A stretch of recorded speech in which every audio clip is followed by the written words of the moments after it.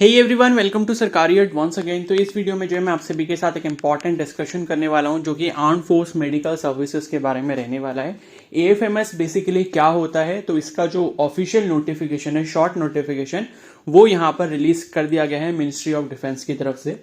ठीक है, तो इसमें कौन कौन एलिजिबल रहेगा, कितनी टोटल नंबर ऑफ वैकेंसीज है इस ईयर के लिए, एंड इसका आगे का प्रोसेस वगैरह किस तरीके से रहता है, तो उसको मैं यहाँ पर ब्रीफ में डिस्कस करने वाला हूँ। बाकी इसका जब कंप्लीट नोटिफिकेशन आ जाएगा तो उसके बारे में भी मैं आपको अपडेट कर दूंगा। ठीक है, एंड इसका रजिस्ट्रेशन वगैरह कब से स्टार्ट होगा तो इसके बारे में भी मैं आपको अभी इन्फॉर्म करने वाला हूँ। क्लियर है? तो जो भी कैंडिडेट्स इस चैनल पर नए हैं तो उस चैनल को सब्सक्राइब कर सकते हैं, बेल आइकन को प्रेस कर सकते हैं, सो दैट फ्यूचर में भी उनको इस तरीके की जो भी अपॉर्चुनिटीज हैं वो मिलती रहे। ठीक है, तो basically arm force medical services है क्या, इसको पहले से थोड़ा सा डिस्कस कर लेते हैं।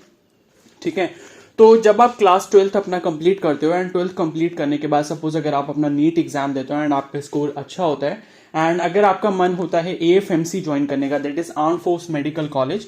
ठीक है, तो एएफएमसी अगर आप ज्वाइन करते हो तो वहां पर आपको जो है एमबीबीएस करवाया जाता है एंड एमबीबीएस करने के बाद डायरेक्ट आपका रिक्रूटमेंट हो जाता है इंडियन डिफेंस फोर्सेज में, चाहे वो आर्मी में हो या फिर अदर किसी आर्म फोर्सेज में हो। ठीक है, तो आप वहां पर जो हो एज अ कैप्टन ऑफिसर बनाए जाते हो एंड आपके पास दो ड्यूटीज होती हैं आप जिसके लिए रिस्पॉन्सिबल होते हो। पहला, आप एज अ डॉक्टर वहां पर वर्क करते हो एंड दूसरा, आप एज एन ऑफिसर वहां पर वर्क करते हो। ठीक है, तो उसी तरीके से एक और यहाँ पर रिक्रूटमेंट होती है जिसे हम आर्म फोर्स मेडिकल सर्विसेज बोलते हैं, जिसे हम एएफएमएस बोलते हैं शॉर्ट में। तो बेसिकली इसमें क्या होता है कि जो भी ऐसे कैंडिडेट्स हैं, सपोज अगर किसी का ड्रीम था कि उसे डॉक्टर भी बनना है, डॉक्टर बनने के बाद उसको डिफेंस फोर्सेस भी ज्वाइन करनी है, उसको आर्मी में जाना है, ठीक है, एज एन ऑफिसर, तो उनके लिए ये रिक्रूटमेंट यहां पर आता है। यानी कि ये सेकंड अपॉर्चुनिटी है उन कैंडिडेट्स के लिए। सपोज अगर उनको एएफएमसी कॉलेज नहीं मिल पाता है बट उन्होंने जो है अपना एमबीबीएस कंप्लीट कर लिया एंड उसके बाद भी वो अपना ड्रीम पूरा करना चाहते हैं, क्या मतलब उसको ज्वाइन करने के लिए, इंडियन आर्मी ज्वाइन करने के लिए या फिर अदर किसी आर्म फोर्सेस ज्वाइन करने के लिए। ठीक है, तो वहां पर आप एज एन ऑफिसर सर्व करना चाहते हो अपनी कंट्री को एंड साथ साथ जो है वहां पर अपनी मेडिकल सर्विसेज कॉन्ट्रीब्यूट करना चाहते हो।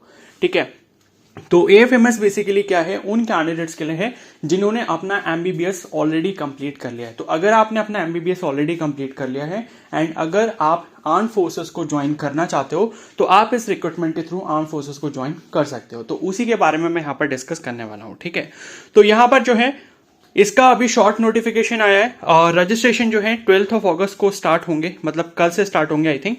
ठीक है, और कल से जब स्टार्ट होंगे तो कल ही जो है आपका डिटेल नोटिफिकेशन इसका रिलीज हो जाएगा। और इसकी जो ऑफिशियल वेबसाइट है वो आप नीचे की तरफ देख सकते हो, लिखा है amcsscentry.gov.in। ठीक है, तो यहाँ पर पहले एक चीज समझते हैं कि मैंने जैसे बताया कि यहाँ पर सिर्फ वही कैंडिडेट्स एलिजिबल हैं जिन्होंने अपना एमबीबीएस ऑलरेडी कंप्लीट कर लिया है। ठीक है, तो टोटल नंबर ऑफ वैकेंसीज आप यहां पर देख सकते हो। टोटल नंबर ऑफ वैकेंसीज है आपकी 650, जिसमें से 585 फॉर मेल कैंडिडेट्स हैं एंड 65 फॉर फीमेल कैंडिडेट्स हैं।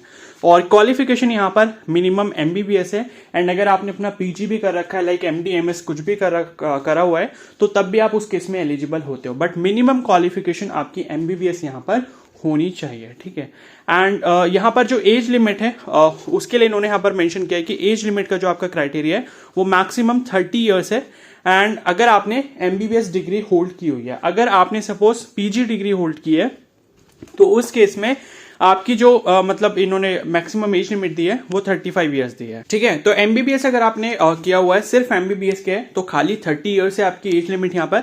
एंड अगर एमबीबीएस के बाद आपने पोस्ट ग्रेजुएट भी किया हुआ है, जैसे कि एमडी या एमएस किया हुआ है, पीजी डिग्री ली है आपने, तो उस केस में आप 35 इयर्स तक यहाँ पर मैक्सिमम एज लिमिट के साथ एलिजिबल रहने वाले हो। ठीक है, तो इन्होंने डेट भी दिया है कि अगर आपने सिर्फ एमबीबीएस के तो 2 जनवरी 1994 से के बाद जो यहाँ पर कैंडिडेट्स का बर्थ हुआ है, सिर्फ वही कैंडिडेट्स यहाँ पर एलिजिबल रहने वाले हैं। एंड अगर सपोज आपके पास पीजी डिग्री है तो 2 जनवरी 1989 के बाद का अगर आपका बर्थ है, ये 2 जनवरी 1989 को आपका बर्थ हुआ है, तब आप यहाँ पर एलिजिबल रहने वाले हो। ठीक है, और ये जो इन्होंने डेट दी है, मतलब आपकी जो एज ली है इन्होंने, चाहे वो 30 ईयर्स हो या 35 ईयर्स हो, वो एज ऑन 31 दिसंबर 2023 है। ठीक है, तो यहाँ इन्होंने लिखा है कि for eligibility conditions, application format etcetera see employment news और रोजगार समाचार issue on 12 August 2023 and the website. ये तो वेबसाइट का इन्होंने लिंक दिया है, कल 12 अगस्त को इसका ऑफिशियल नोटिफिकेशन रिलीज कर दिया जाएगा एंड उसी डिटेल नोटिफिकेशन में आपकी सारी इन्फॉर्मेशन दी गई होंगी। बट उससे पहले ही मैं आपको कुछ इंपॉर्टेंट चीज़ें जो मैं यहाँ पर बता दूंगा, लाइक सिलेक्शन प्रोसेस वगैरह किस तरीके से होता है एंड ज्वाइन करने के बाद आपको कौन सी रैंक यहाँ पर दी जाती है। ठीक है, तो ये चीज़ आई होप आपको क्लियर हो गई होगी।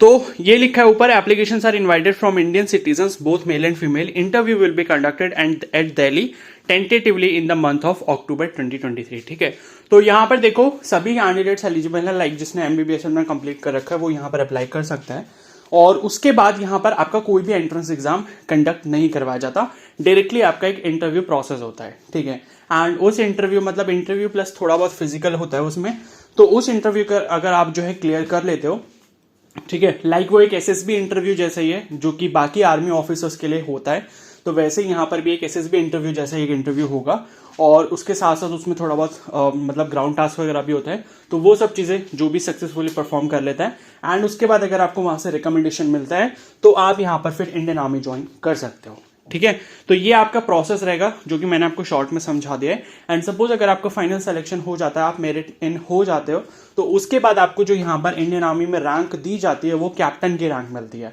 जनरली बाकी जो आपकी वैकेंसी, बाकी जो आपके रिक्रूटमेंट्स हैं या बाकी जो आपकी ओपनिंग्स हैं जहां से ऑफिसर्स रिक्रूट होते हैं इंडियन आर्मी में, तो उनको जो सबसे पहली रैंक दी जाती है वो लेफ्टिनेंट की रैंक दी जाती है। एंड लेकिन यहाँ पर जो है लाइक जो आपका ये क्या बोलते हैं एएमसी है, यानी कि आर्मी मेडिकल कॉर्प्स वाली जो एंट्री है, यहाँ पर आपकी जो एंट्री होगी या ज्वाइनिंग होगी आपकी रैंक पे, वो आपकी कैप्टन रैंक होगी। ठीक है, तो आई होप ये चीज आपको क्लियर हो गई होगी। तो यहाँ पर बेसिकली आप एक मेडिकल ऑफिसर बनने वाले हो अगर आप इसमें जाते हो एंड इसको क्लियर कर लेते हो।